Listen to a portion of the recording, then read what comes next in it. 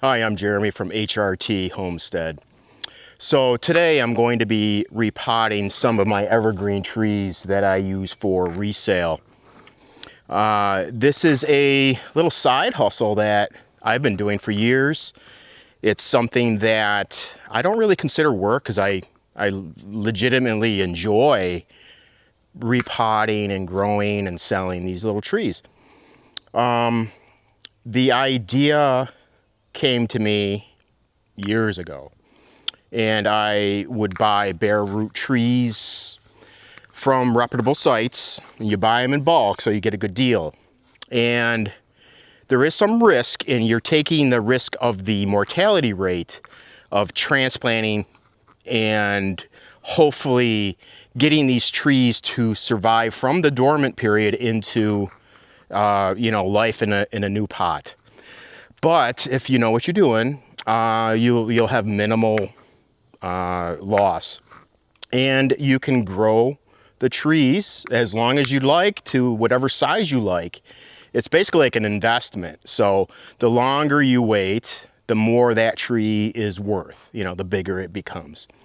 So I every year I'll get one or two species of whatever, and I've had luck with different things, and I've had some bad luck with different species too. But if you kind of know what you're doing and you have a good supply of a tree compost, you probably want to make your own compost, because you can quickly spend a lot of money in filling up these pots if you're buying in bulk.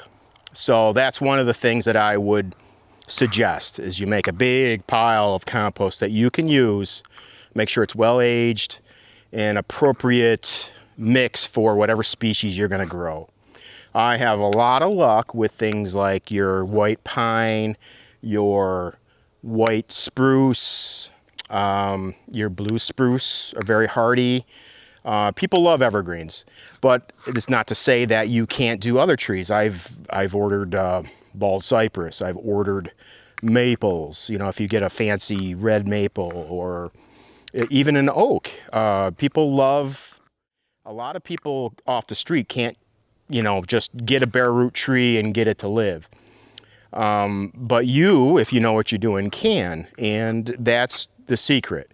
You grow a lot of these trees, you keep them, they really don't cost you much. You gotta repot, fertilize, and water. That's, it's in a pot. So you have to keep that in mind. It's a little bit of maintenance. But for every year you keep them, every season, they get a little bit bigger and worth a little bit more money.